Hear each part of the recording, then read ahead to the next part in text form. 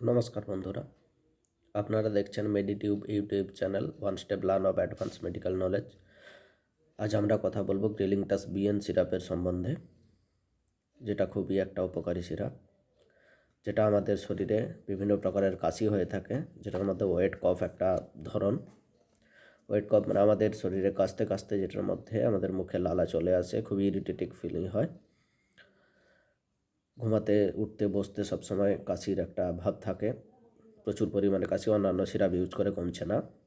তার জন্য এই সিরাপটি খুবই উপকারী সিরাপ, যেটা অধিকাংশ ডক্টর প্রেসক্রাইব করে থাকেন। আর জানবো এর ডোজ কত, ইউজ কিভাবে হয়, সাইড এফেক্ট কী আছে, সব কিছু জানবো। চলুন শুরু করা যাক। যদি আমার চ্যানেল নতুন হয়ে থাকেন তাহলে চ্যানেলটিকে সাবস্ক্রাইব করে দিন, আমার ভিডিও লাইক শেয়ার এবং কমেন্ট করে দিন। আরও নতুন ইনফরমেটিভ ভিডিও পাওয়ার জন্য বেল আইকনটি প্রেস করে রাখুন। চলুন শুরু করা যাক। গ্রিলিংটাস বিএম, যেটা আমাদের মার্কেটে নিয়ে আসছে এসটিপি ফার্মাসিউটিক্যাল কোম্পানি। এটি দুটি স্ট্রেন্থে বানানো হয়েছে। গ্রিলিংটাস বিএম এর একটি স্ট্রেংথ হলো টেরাবোটলিন এবং দ্বিতীয়টি হলো ব্রোমোহেক্সিন। টেরাবোটলিন যেটা হচ্ছে ব্রঙ্কোডাইলেটার, মানে আমাদের যে কাশিটা হয় সেটার ভেতরে গিয়ে আমাদের যে ফুসফুসের বিভিন্ন অ্যালভিওলাই থাকে, যেগুলোতে ফুসফুসে এয়ার সেলসগুলো থাকে, ওগুলোকে বড় করে দেয় এবং ওগুলো বড় করে দিলে আমাদের কাশি যাতায়াতে এয়ার পাস খুব ভালো হয়, তার জন্য কাশিটা কম হয়।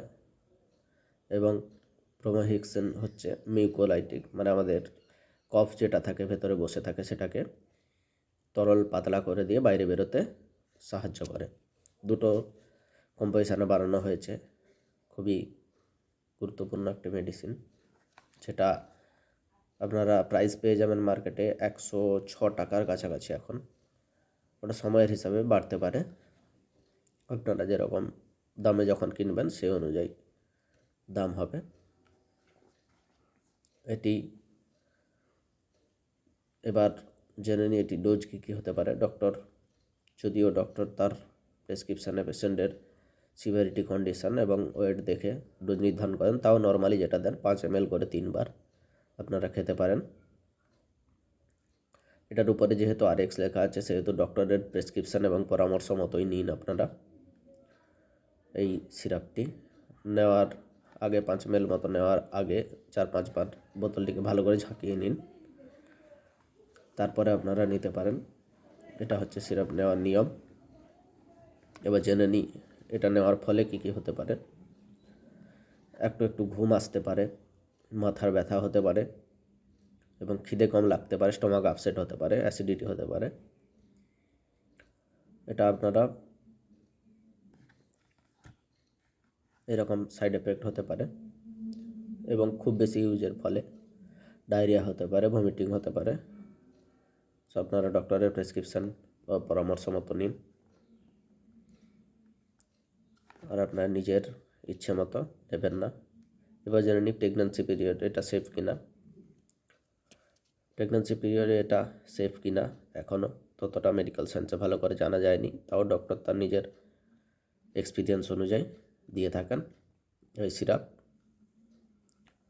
আশা করি বুঝতে পেরেছেন গ্রিলিংটাস সিরাপ বিএম সিরাপের সমস্ত কিছু।